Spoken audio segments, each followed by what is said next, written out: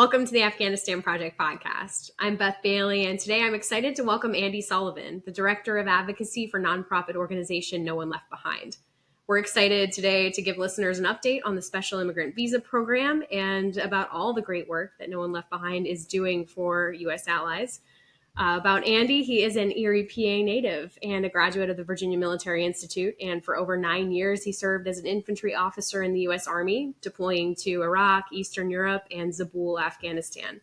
Andy has his master's in public policy from Harvard's Kennedy School of Government. Andy, it's so great to see you today. And I know we've had listeners explicitly ask for this update on the SIV program. So I'm glad that you're able to give that and to see what else we can get into today. Yeah, Beth, I'm incredibly excited to be here. I know we had talked about this. My predecessor at No One Left Behind, Jeff Faniff, was, I believe, on the first episode of the podcast. So I'm glad that I get my turn. Hopefully I can live up to the high bar he set. I think you will. I think this is going to be excellent. Like you said, it's a great bookend. You know, we started with Jeff at No One Left Behind, and we're ending this year with you and No One Left Behind. So what I'd love to start with, I always like to hear about what anybody who comes on, their history in Afghanistan. And so I'd love to hear about your experience in Zabul as a rifle company commander. You know, what was the status of the province like when you were there? What were you tasked with doing? And what was your overall feeling about the fight that you found yourself in? Yeah, I would love to talk about it, Beth. So I was there in, it would have been May 2013 until March of 2014. And my first few months there, I was a brigade battle captain and then the chief of operations for the brigade, so in charge of all current operations. And after about a month or two of doing that, I was lucky enough to assume command of a rifle company. And at that time, our brigade was kind of a hybrid brigade where we were doing security force assistance mission, and we had one maneuver company. And I was lucky enough to command the maneuver company, so really got to go kind of throughout the province. And whenever we had operations, I got to lead them. At that time, everything we did was, by, with, and through the Afghan National Army. So we were partnered for everything that we did, whether it was, kind of vehicle patrols, whether it was air assaults. We always had our Afghan partners with us. One of the things that I thought was, kind of concerning when I was there was, we were a brigade. We knew we were going to be replaced by a battalion. And it was not as kinetic as certain times in, Helmand or, the Battle of Marja, but we took contact pretty regularly, whether it was dismounted patrols, whether it was mounted patrols. We, ran into way too many IEDs. We found way too many others. And so it was, a relatively kinetic place, and we were being replaced by a battalion. So I did not have a ton of hope that it was going to get less kinetic. And I kind of juxtaposed that with my first two deployments were to Iraq. And I was there in 2009, and I saw how, violent and kinetic it was. And then I was there in 2011 as part of the last units for Operation New Dawn. My battalion was actually the last one to road march out of Anbar to Kuwait. And we road marched from Western Anbar in Al Asad Air Base all the way down to Kuwait. I think there was one missed IED on one of our serials. That was it. It was an incredibly peaceful time.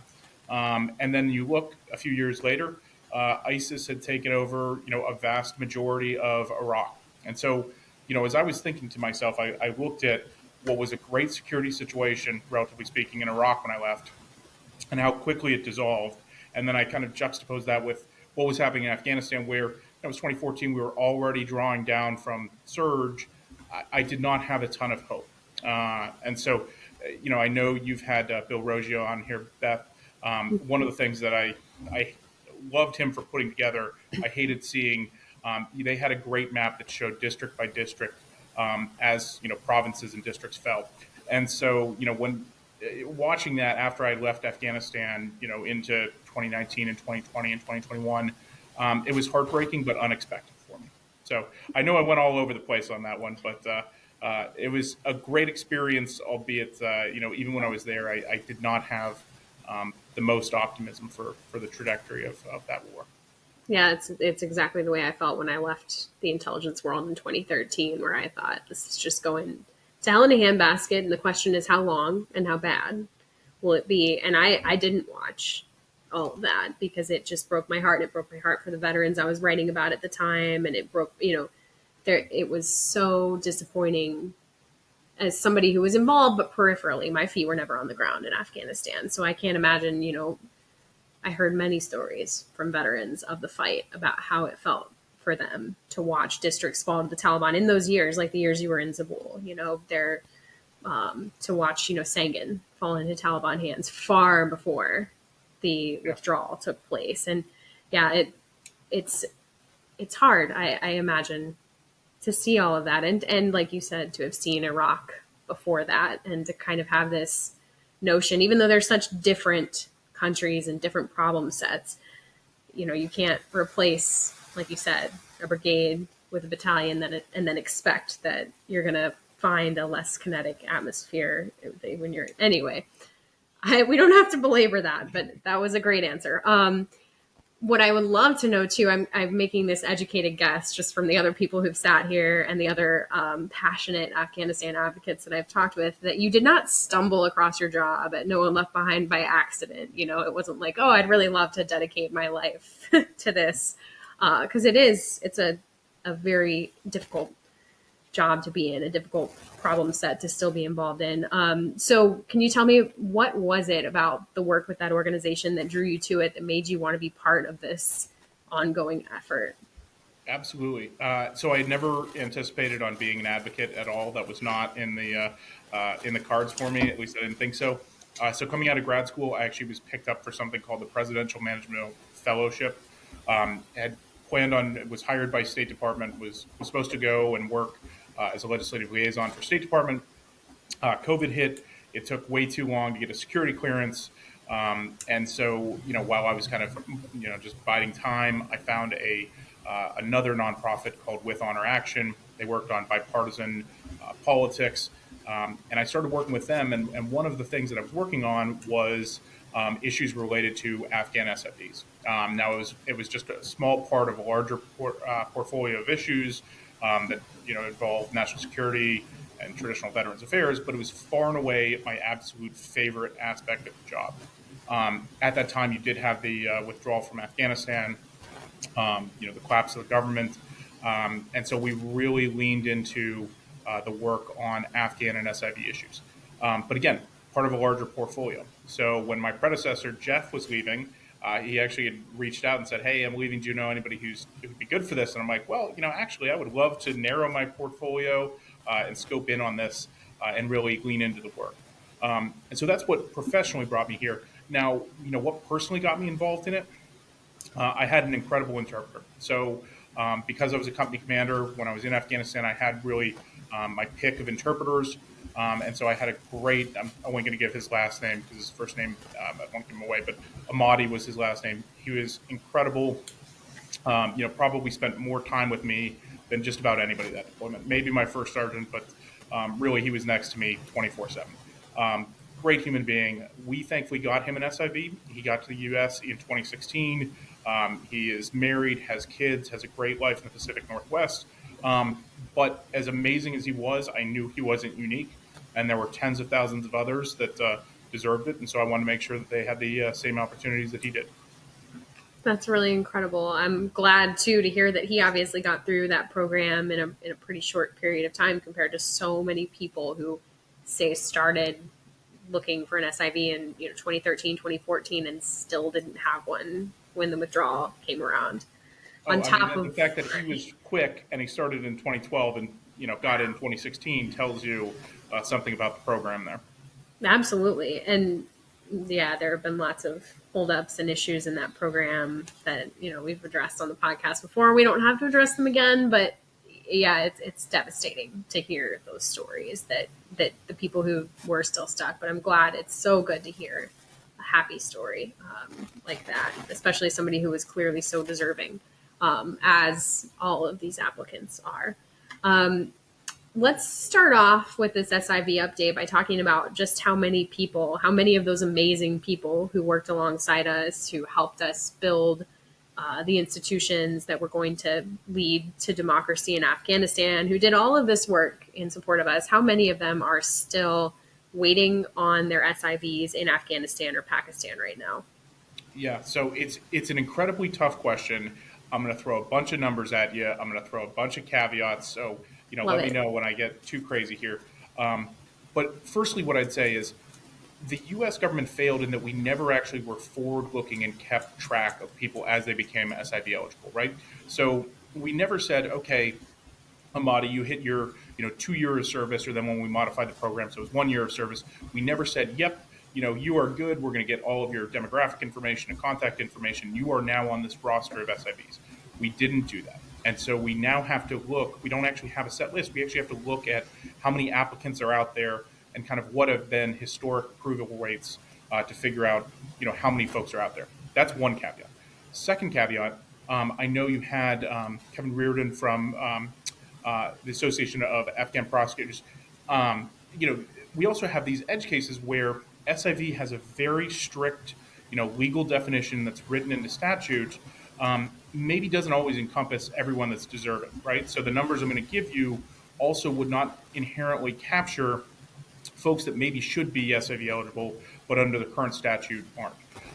So firstly, as of the last quarterly report, which was June 30th, there were 148,912, so just under 149,000 pending principal applicants. And that is principal applicants. That is just the person that's applying. So if it's a male interpreter, it would just be that male interpreter. It wouldn't capture his spouse and children. And normally we found that for SIVs, you can actually assume that there's going to be 4.2 dependents per applicant. So take 149,000 and times it by 4.2. Now, we know that 149,000, not all of those are going to be bona fide SIV cases. Quite frankly, there are going to be people that are trying to seek a pathway out of Afghanistan that may not be SIV eligible, and I don't begrudge them. If I was in their shoes, I probably would as well. But even if we take what has been the historic chief of mission approval, so that's one of the key steps as part of the SIV program, if we look at the chief of mission approval rate, that's 37%. So 37% of 149,000, don't make me do public math, but I think it gets you right around 55,000 just principal applicants that would still be pending. And then you times that by 4.2 for associated family members, and you're looking as many as 220,000 or so Afghans that could be out there waiting. So it is an incredible number. And again, that does not factor in groups that we think really should be deserving of SIVs, whether it be I don't know if your audience is familiar with the female tactical platoons, some of the ANA special operators, pilots, folks, prosecutors, NDS folks. There are a lot of people that may have really good, valid claims for needing the protection of an SIV program as opposed to the U.S. RAP program. And so it's a pretty big amount that's unfortunately still out there. Yeah, absolutely. And I think we'll talk about those, the female tactical platoons, the prosecutors, those, because there are efforts to get them included, which I definitely think we'll be talking about. How long is it going to take to bring all of those eligible people here and process them and do all the things that have to occur?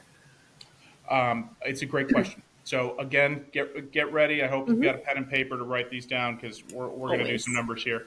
So again, from that same last quarterly report from the State Department, there are 138,000 folks that are pending COM approval. So that means they've either submitted some of their documents and maybe they got kicked back, or they've got a submitted package that is waiting for a chief of mission approval. So you have to take that 139,000. The next thing you need to look at is how many chief of mission approvals were actually adjudicated in the last quarter. And so in the last quarter, with 139,000 pending, you had 7,630 that were adjudicated.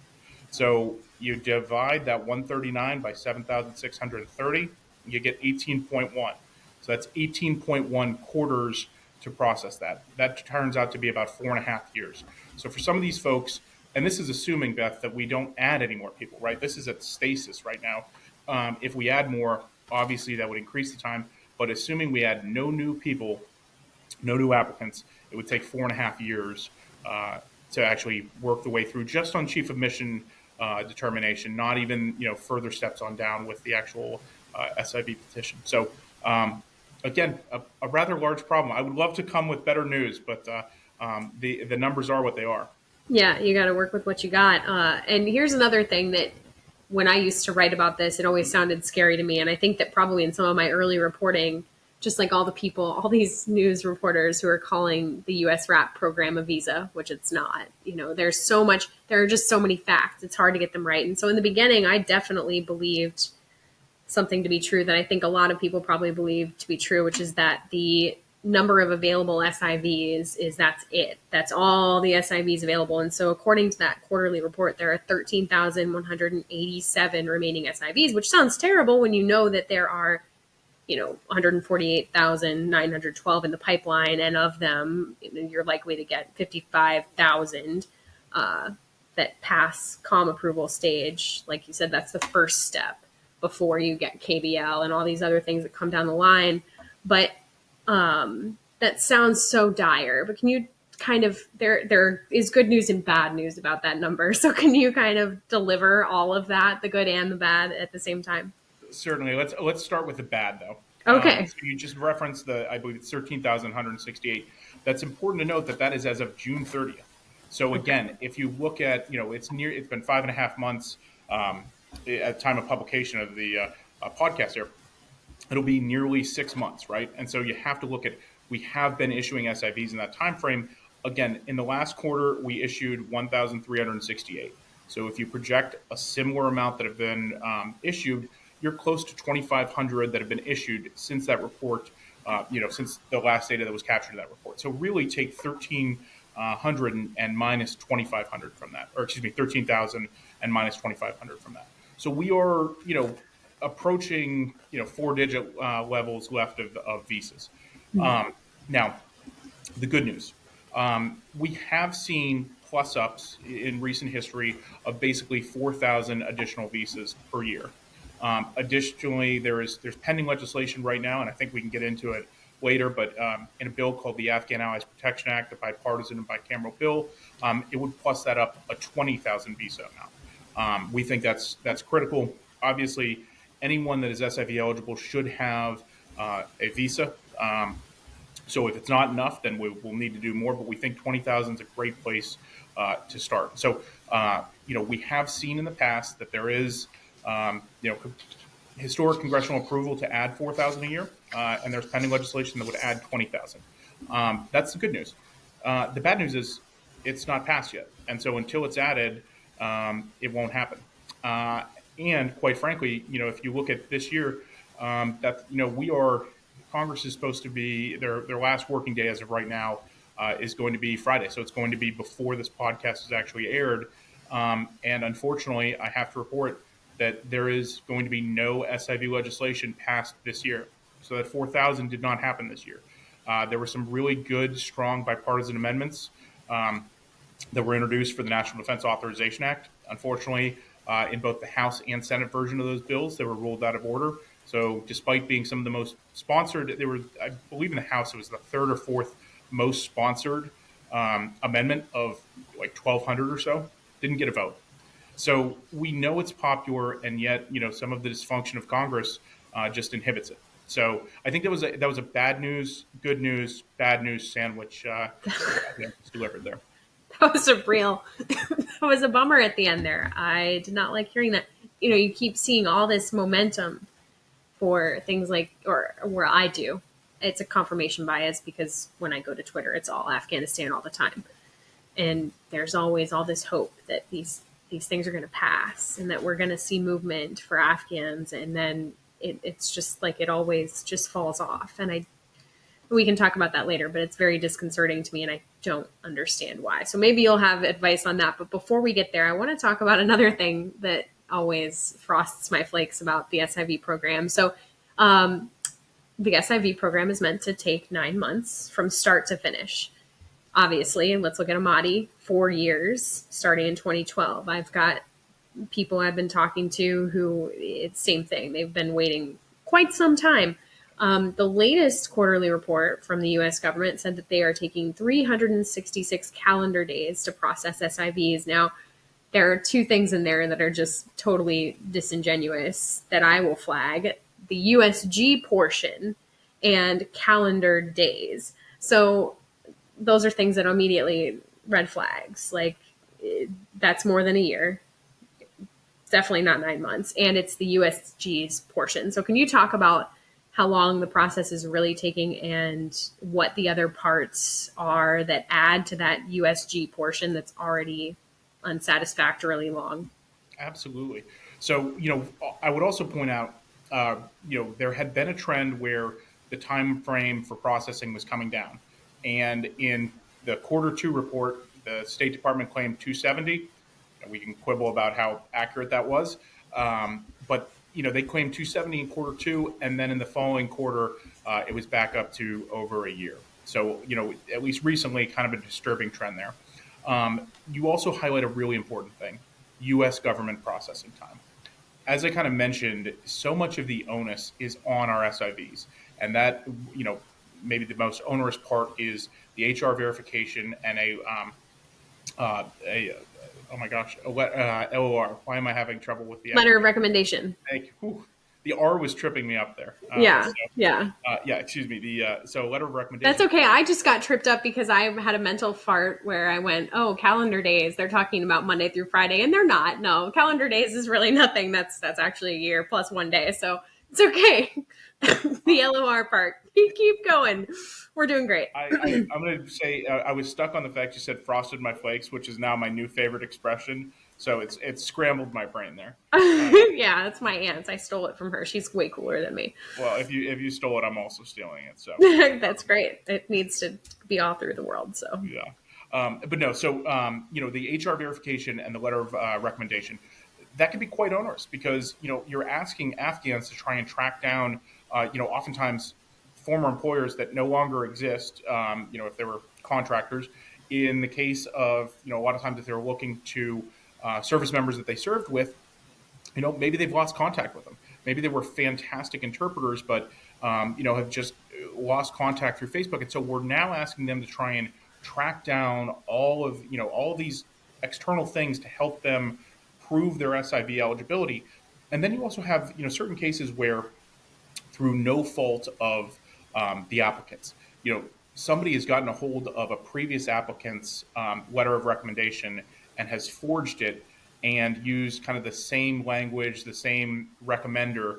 Applicant didn't know that. The recommender didn't know that.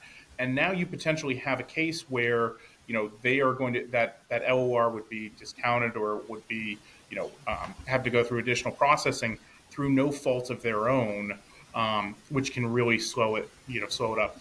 One other thing that I'd mention is if you look around the time of the actual withdrawal and of the non-combatant evacuation operation, in the just rush of that, we actually were telling SIV applicants to destroy their documents because the fear was if the Taliban caught them with those documents, they would be killed.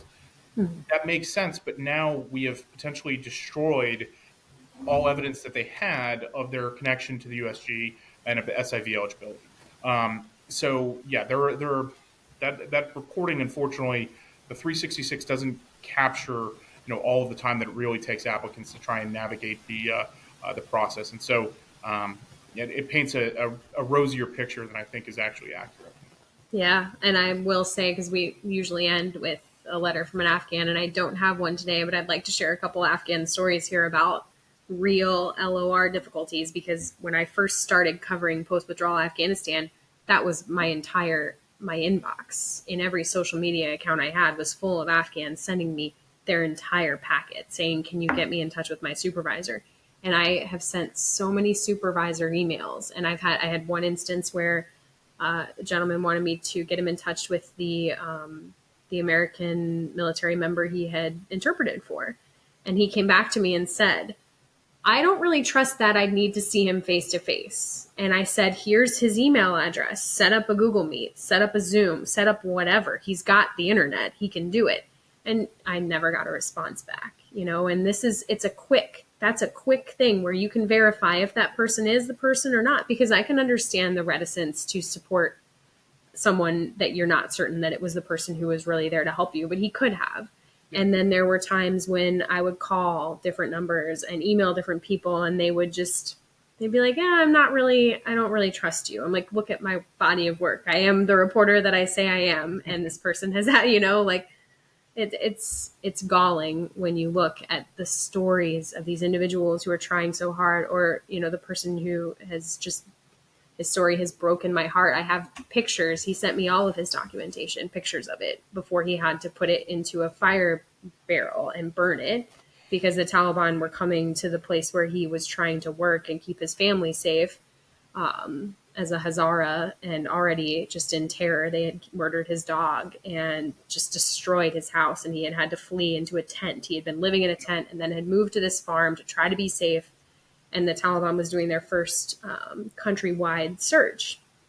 And that's when he said, forget it, I can't keep all this stuff anymore. Here are the pictures, and I still have them, and here is the picture of them on fire. And that's his life that he had to set fire to, from what he could bring before, when he escaped his home. Just, devastating stories. Ending in this story. No, unfortunately, I have a lovely person who's actually been on the podcast who helped me contact his former, someone who worked at the institution that employed him. One of them. We reached out to everybody. Nobody wanted to help. And that was very disappointing. This one person finally, because of the other individual, not because of me, wrote an LOR for this guy, combined LOR and HR letter, and it has gone back and forth with State Department now. I want to say 4 times they've denied it, and he's resubmitted with contract numbers, and they keep saying that it's not accurate and they won't do it. And to be frank too, that person who wrote the LOR and HR letter was not his direct supervisor, so that probably would have been flagged anyway. But I mean, this man didn't send me, when he first reached out to me, he never sent me his documentation like everybody else did. He sent me pictures of his kids, and they were just like my kids. It's almost the same age. I mean, it just, my gut dropped when I saw it. And I was like, I've got to do something, because they were living in a tent then. They went from being just these beautiful kids, so happy, dressed in lovely clothes for their birthdays, to living in a tent in dingy hand washed clothes. Just, yeah, it's those kind of stories that you can't step away when you've heard stories like that. Totally. So anyway, I hijacked that there for a second. Thanks for almost making me cry mid-interview here. Appreciate yeah. that. I mean, demolishing whatever persona I thought I had of myself. You would not be the first. I've cried on this podcast before, actually. But let's move forward to some other questions. Yeah. So I get questions all the time from Afghans asking how they're like, oh, hey, you can contact someone to move me forward in the processing queue. You know somebody. And I'm like, well, A, I don't know anyone who can do that. And B, I don't believe that it's possible to be moved forward into that processing queue. So I wanted to ask you, is there anything that an SIV applicant or an American who wants to help them can do to speed up processing, even if it's just making sure that your P's and Q's are all good to go? Yeah, no, we get the same. And, a lot of times we'll have, senior American, former military folks that will reach out to us and say, hey, this is a great dude. He's been waiting too long, give us the secret sauce. And there's not. And, that is unfortunately just an aspect of it. There is not, some secret way of, moving yourself to the top of the queue. What I will say, though, is making sure your documentation is correct, incredibly important. I mean, really, just making sure that, names match passports, the kind of demographic information is complete throughout, and matching throughout. If you're moving locations, each kind of case where you are both geographically and in the process is different, but making sure that you're communicating with the State Department on, if you're moving locations, if you're changing phone numbers or email addresses or anything like that, incredibly important. And it's amazing how many of those kind of small things like that can cause a big issue. Because, I mean, really, even if simple kind of clerical errors in writing a family member's name could have it get kicked back, and you're talking about adding, additional months to it. So I know that, that's not a satisfying answer of, here is the secret way to make sure that yours gets processed in, exactly 270 days. But really, it's those kind of small things that are the best way. And I will say, the State Department, they really, I think, have done just markedly better in trying to communicate. And if the State Department's website, I think really does a great job at trying to explain all of the ways to make sure that you're not falling into kind of unfortunate pitfalls with just simple clerical kind of stuff. So really would refer people to the State Department to check those kind of things. But that's unfortunately a non-satisfying answer. Yeah, but it is important. Those are very important things in our system. That I took German for some reason that I still can't ascertain.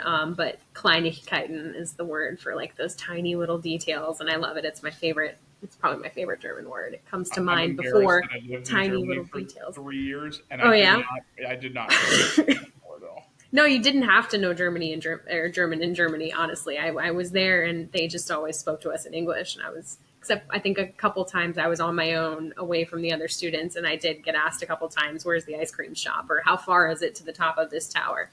To which I responded, "A little bit far." Yeah, they were like, "A little bit far," and then they started laughing at me and figured out I was American. So anyway, let's move over to, we've already started to kind of talk about the legislative side of all of this. It's permeated the discussion so far because it's such a huge issue, and it's something you guys are working on. So what is No One Left Behind doing or looking at on the legislative agenda that could help with some of these big items that you've addressed so far? Absolutely. So really there are two pending standalone bills that we're very passionate about. So the first, I think, the majority of your listeners are going to be more familiar with, is the Afghan Adjustment Act. So a bipartisan, bicameral bill. It was introduced in the last Congress, in the 117th Congress. I really thought it was going to get done at the final hour. I thought it would make it into last year's omnibus funding. It didn't. Again, you talk about a popular bipartisan amendment. You had multiple senators speak out in favor of it and did not get a vote on the floor to be added to the omnibus. So unfortunately didn't get done last year. Been reintroduced this year. We're incredibly supportive of it. Makes a lot of really important changes. Firstly, provides for domestic adjustment for Afghans that arrived as part of the evacuation and Operation Allies Welcome. It does that with another round of security vetting. I know I am not concerned about the composition of our evacuees, but some have expressed concern. I know they're good, beautiful, patriotic future Americans, but it does provide another round of security vetting. One of the things that I'll also mention is many of those people that arrived, the nearly 80,000 Afghans that arrived during the NEO, many of them are seeking SIVs right now. So we talk about how few SIVs are available. If they go through this domestic adjustment here, they're no longer going to have to actually receive their SIV. So those, SIVs will not be consumed by those people. They can be, targeted for Afghans abroad. So that's one of the really important things. Also establishes, an office in lieu of an embassy. So it does try and help Afghans abroad. So, increasing how the State Department functions, tasks the State Department with developing a long-term plan for Afghan resettlement efforts. So it does a lot of really great stuff. Other piece of legislation, and this one is much more focused on Afghans abroad, both those in Afghanistan and Pakistan, is the Afghan Allies Protection Act. So as I'd mentioned, it would add 20,000 additional SIVs, would authorize those. I would also extend out the program 5 years to 2029. So, if both application and service out to 2029. Additionally, we would make some kind of smaller modifications to the program. So currently, if a SIV, so let's say an interpreter, they have to serve for 365 days to be SIV eligible. If on day 355 they were on patrol and they struck an ID and they had a bilateral amputation of the legs and they could no longer serve as an interpreter, too bad, they are not SIV eligible, which is crazy to me.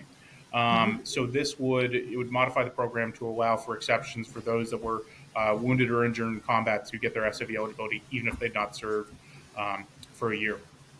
Also allows for reimbursement for medical exam costs, does some really great stuff. And then lastly, Beth, one of the things that I don't know if a lot of people realize, there's the Afghan SIV program. There's also something called the 1059 SIV program. And it was the original, it was the OG SIV program.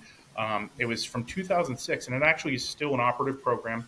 It's specifically for translators. but it allows for both Iraqi and Afghan translators to get an SIV. It also has no sunset. It is limited to 50 per year, but it's one of those, we actually think it's a really important one and could be important going forward. So the last thing the Afghan Allies Protection Act does is that 1059 program, very opaque, does not have any quarterly reporting like the Afghan program. The Afghan Allies Protection Act would actually have quarterly reporting for that program, so we can get a sense of how it's actually flowing. Because, again, although this is the Afghanistan Project Podcast, I know there are a lot of veterans that care about their Iraqi Terps. This is the 1059 is actually still being used to process Iraqi interpreters from both, the Operation Iraqi Freedom and New Dawn, but then also Inherent Resolve. So I mentioned that one as well. Important to, I think, a lot of people that probably listen. Yeah, I would say, right. I mean, it's important. These are promises that we made, right, to people who risked so much. To be a translator is to be up close, doing all the things that the people you're translating for are doing. And, how are you going to get future allies if you aren't treating your previous allies the way that you promised? So it's absolutely vital to protect those people and to, there's something I didn't tell you I was going to ask you about this, but I know that No One Left Behind was tracking the numbers of SIV applicants in Afghanistan who had perished while waiting for their SIVs since the withdrawal. And I wondered, do you have an update on that figure? So that was not the way we had done that. It was a survey. So it only captured. It's not as though it's a unfortunately real time where it continues to add. Sure. So we had found 242 cases of reprisal killing. Now, where it became difficult is, quite frankly, there's no freedom of press. Verifying it became difficult, and some of it we were trying to specifically focus on SIVs. And again, some of those were kind of edge cases where maybe they weren't necessarily a SIV, they were a JAROA official.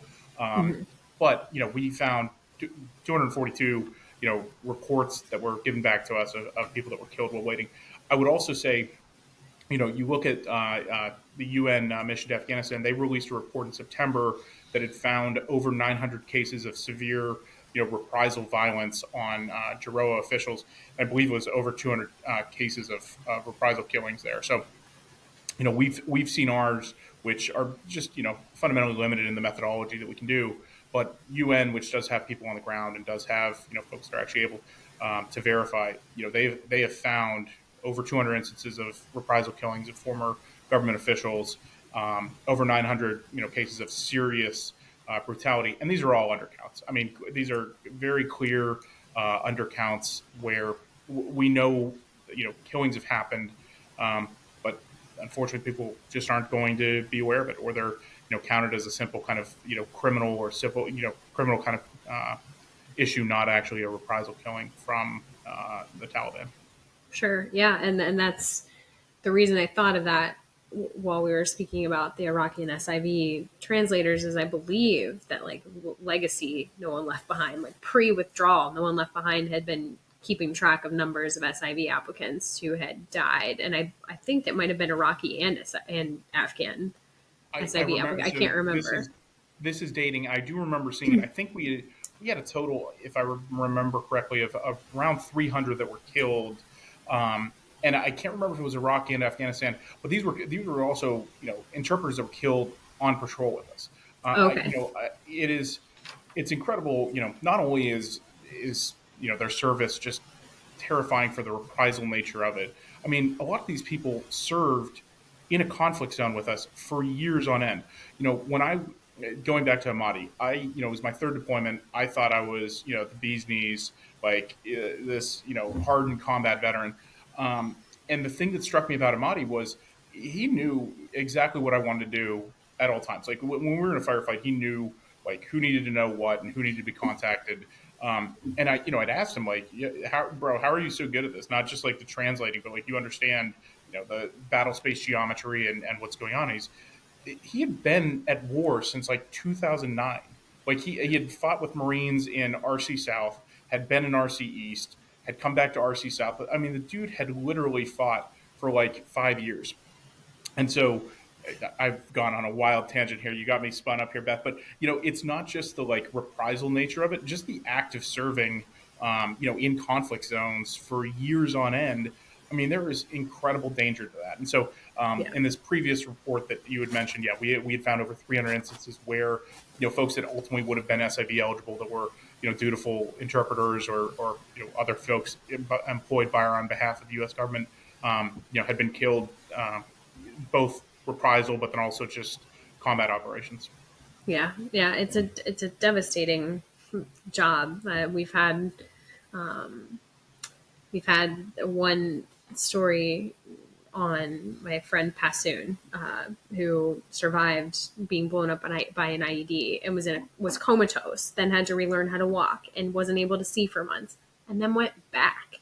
And this is after years of service already at this point, went back to go serve again because that's what he knew. And that's what he cared about doing. He's like, these people are here to help. I'm going to help them. Like, and describe perfectly PTSD related to, that trauma from the IED as anytime something would explode in front of him when he went back to combat zones, but didn't see it as that himself, and now he's here in the US and he's a citizen, but like, he doesn't get to go to the VA. And I've told that part of his story so many times. It's just these individuals have given so much. And so it's just so important. What you're doing is so, so important. And I'm glad you're doing it. And I want to ask a couple more questions specifically about these. So the Afghan Adjustment Act, to get back off of, it was an excellent tangent. I love that tangent because it's any time that you get to kind of praise these individuals for everything they've done, they deserve every bit of it. But the Afghan Adjustment Act would also extend eligibility to the groups that we talked about earlier: female tactical platoons, members of the Afghan National Security Forces, prosecutors, who most people probably think, why does a prosecutor need protection? Because the prosecutors were instituting Western style, or at least not Taliban style law. And that made them very much a target of the Taliban, who want to institute their interpretation of Islamic law, which is antithetical to that. And so I think it's 30 Afghan prosecutors have been murdered. I think that's something like that. Yeah. And again, I bet that's an undercount. It's a small population, right. So we may be able to track it better. But it would not be an overcount. I'll say that. Yeah. So all these individuals would be added. They would be SIV eligible at this point. How many? Do you have any conception of how many individuals that would then be added to the queue that we're looking at? Let me quibble with you a little bit because some things that are in there. So female tactical platoon. Relatively small. I mean, I think it would probably be, under 100 or so of them. And again, this is talking principal applicants. Others, though, female members of the Afghan National Security Forces. So that would be, and that's just female members. It's not. Oh, okay. It's not male members of, the Afghan National Army. It's just female members. So more there in the hundreds, possibly thousands. You then have ANISOC. So currently, one of the things that and again, I'm going on tangents left and right here, but just so you're, because I think it speaks to how crazy the program is. So currently, organizations called the National Strike Units. So they were, some tier 1 counterterrorist units, but they were funded by the IC. They were funded directly, though, in a way that the ANISOC was not. So right now, the National Strike Units, sometimes colloquially called zero units, they're SIV eligible. However, if the guys that were doing the exact same stuff from, ANISOC, and they were doing it with, our tier 1 or tier 2 operators, but they weren't doing it with, CIA paramilitary officer, but doing the exact same stuff, they are not SIV eligible. That's crazy. This would fix that. Additionally, pilots, special mission wing, both of those would be in there. And unfortunately, Beth, I have to tell you, the prosecutors and justice individuals are not in there in the bill as it is currently drafted. So one of the efforts is to get them to amend the bill to actually include them.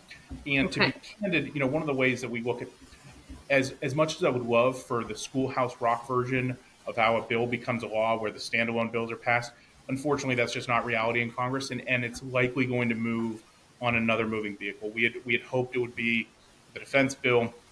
I think there's a chance it could move as part of a supplemental funding bill that's being negotiated now. It could move as part of the fiscal year 24 funding bills. So as it could potentially be wrapped into those larger vehicles, I think there is a chance to actually add the prosecutors and other folks that were involved in the justice system. That did not actually answer your question, which is how many would it be?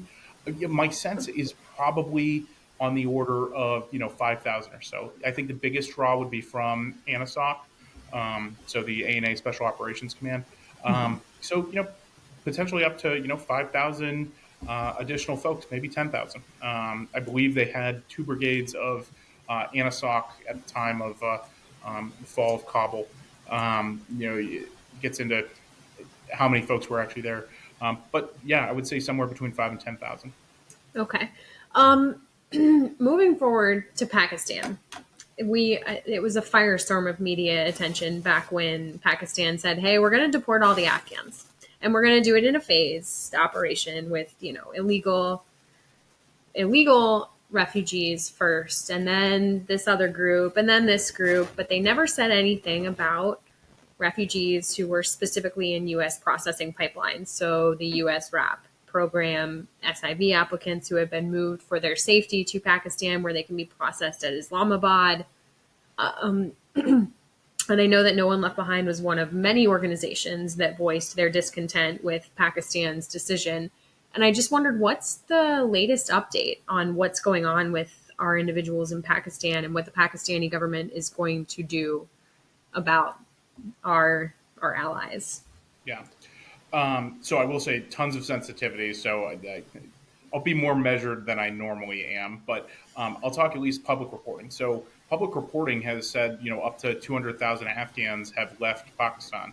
Now, the vast majority of those have actually been self-repatriations. So it's been people that have left before, fearing detention or deportation, they decided to self-repatriate.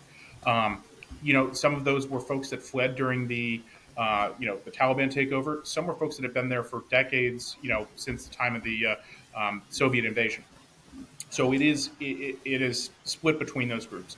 One of the really kind of unfortunate, sad, concerning things is, I think a lot of Pakistani society actually mobilized to carry out the deportations. And so it wasn't just, actual Pakistani authorities, it was landlords that were saying, okay, oh, you're Afghan, your rent just went up 5,000%. It was employers saying, hey, you're Afghan, great, you don't get to work. And so you had this just kind of pressure, which I think led to that high number of self-repatriations versus actual deportations. Now, I will say there have been plenty of times I faulted the State Department. We have here the folks that are on the ground that are working this in Pakistan from the U.S. State Department have done a great job to try and mitigate the effects of what's going on. And Pakistan can be not the easiest partner all the time, and admittedly, Pakistan has security challenges that the current government in Afghanistan doesn't make easier. So what we've seen though is for folks that are in U.S. pathways, both U.S. RAP and SIV, the U.S. government is helping them. There is a hotline to Embassy Islamabad. So for folks that are being detained or running into issues with Pakistani authorities, they can call, and the embassy there is really doing everything it can to help them. So I will say they're doing yeoman's work in trying to help. But there are certainly people that would have good SIV claims or would have good U.S. RAP referrals that undoubtedly have been caught up in what Pakistan is doing. That number is not zero. Yeah. Yep. It was a very devastating situation. I'm hoping that all of those efforts the State Department is doing will pay off. It's trending better, I will say that. But yeah. Also at the time of recording, you saw there was a suicide bombing. Today is Wednesday the 13th. I think it was Tuesday the 12th. But there was a suicide bombing that killed 23 Pakistani soldiers. The Pakistanis are saying the bomber and the fighters that followed up in the complex attack were either Afghan or supported by Afghans. And so it's unfortunate because those kind of things could reverberate for just continued difficulties for, the folks that are really just seeking refuge from the Taliban and are unfortunately being caught up in what the TTP is doing. Yeah, absolutely. It is it's a very intricate problem set over there. I don't miss it. What other efforts is No One Left Behind involved in to continue assisting our Afghan allies right now? Yeah, so I run our advocacy efforts, which, as I just mentioned, we have accomplished nothing in this year's Congress. So clearly, I'm not the one that's doing stuff for Afghans. It is the incredible work that our team that helps with both evacuation and then resettlement does. And so we are working with Afghans to try and help them navigate the SIV process. To make sure we're coordinating between applicants and states so that their SIVs are processed, they're able to get flights out, they're able to get ground transportation out if it need be. But that is really the work that I've been incredibly proud of. Peggy Phelps is our Director of Evacuations. Anytime I get the chance to say her name, I do it. She is just incredible. 2 years on, she still works 80 hours a week trying to get people out. We had a mission for this year that was Save 1,000, and it was, can we be involved, partnering with state to get 1,000 people out of Afghanistan. Because of her incredible efforts, we decided to change midway through the year to Save 2,000. And I believe the update I got, a few weeks ago was we're at about 2,100 that we have helped, move out of Afghanistan into Pakistan. And then I think of the 2,100, it's like 1,300 or so have actually made it to the U.S. So incredibly proud of the work that she does. On the other side of the house, we also have resettlement. Josh Emerson, who leads that, does incredible work. And, we've had in the past kind of a model of, can we help Afghans, bridge the gap where, after they get the resettlement benefits that they get as part of, they get refugee resettlement benefits just like a refugee would. But, those run out and they have started a whole brand new life and a whole brand new continent. How can we help bridge the gap? So we have done, short-term loans and grants, but really we're focusing now on, long-term economic improvements. So how do we make sure that we provide them the tools to kind of navigate, finding a job in the U.S. and leveraging the incredible skills that many of them have into, not just lower-level service economy jobs. Not that there's anything wrong with that, but to make sure we're taking advantage of all of the incredible tools, training, and knowledge that they have. So really proud of that work. And then lastly, one thing that I'll give a plug because, just the demographics of who listens to your podcast, one of the other things we're doing is a mentorship program. And so for any of the listeners, I really would love if you visited nooneleft.org. If you're interested, sign up and be a mentor. I mean, it's the opportunity to connect one-on-one with a single SIV to try and help them navigate employment. And we try and match people both, geographically and then also, in their interests, their employment interests. But if you want to give back, if you want to help SIVs out, really would encourage you to join the mentorship program. It's a great way to really stay involved in the fight and do some good for our SIVs. I think that's so amazing because that employment it's a huge challenge when you get here. And we just had React DC on 2 weeks ago. Yeah, and that Hasib Delawar does their career pathways program, and he was talking about that process of sitting with someone who maybe is used to having a higher level career in Afghanistan, but now they can either figure out, do I want to restart in a different career because it would take so long to, get certified here and to be educated at the level that I can do that job in the U.S. or and there's just so much to it. I love that there's these opportunities for people to mentor Afghans and help them get on their feet and figure out what are they going to do here. That's the biggest part of your life is spent doing something for work. And so I hope some people take you up on that. What else can listeners see your name in our email inbox as a mentor, I wish if I can come up with like an extra 10 hours in the week, I will be the first one there. That's my big thing now. I'm like, oh my, single mother trying to balance all the things. This is fun. It's super fun. But if I do come up with those 10 hours, you bet my ass is going to be there. What else can our listeners do to support you guys and to support Afghans, whether they are here resettling or in Afghanistan still trying to make ends meet while they wait to get out? This sounds trite, but it's true. Call your congressman. I'm dead serious.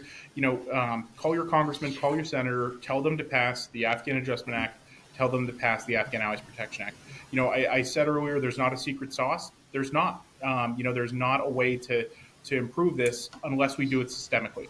And, that means changing the statute around it. That means actually funding the State Department robustly enough so that they can, hire enough people and have the systems in place. And so, truly call your member of Congress and remind them that, listen, it's been over 2 years since we left Afghanistan, but it's not over for us. And yeah, there are a lot of other kind of competing geopolitical events out there in the world, but this is important, and we need to pass those bills, and we need to stand with our SIVs. That is absolutely, one of the top things that they can do to support. Absolutely. Perfect sense.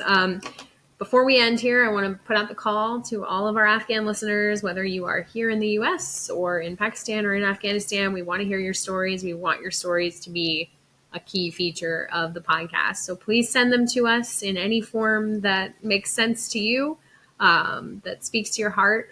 Tell us about any part of your experience that you feel like sharing, and send that to our show address, which is the Afghanistan Project Podcast at gmail.com. Andy, thank you so much. This was an awesome update for our listeners, and, the good, the bad, the ugly, the future, all those things were encapsulated in here. And it was great to hear too about what No One Left Behind is doing outside of just that SIV program, helping the people who are currently mired in that program. So thank you for everything tonight. It was fantastic. Well, I really appreciate it. I hope I did Jeff proud. I hope this makes for a good bookend of the year. And I hope that, soon, next year we'll have some really good news on changes to the SIV program. But really just appreciate you, Beth, for, continuing to tell the stories and for having me on. It's my pleasure. And, if there is a good update, come on, we can do a real quick good news story, because everybody needs a good news story. And with that, I just want to thank all our listeners for tuning in, for supporting the people of Afghanistan. If you've enjoyed this episode, please make sure that you're following our YouTube page and that you've enabled notifications so that you get an update every time that we put something else out. Our usual schedule now will be Mondays, 8 a.m. for every drop. And that's after we're going to take a brief pause for the new year and holiday period. But we'll be back in 2024, raring to go. So Tasha Kaur to everyone, and I hope to see you again soon.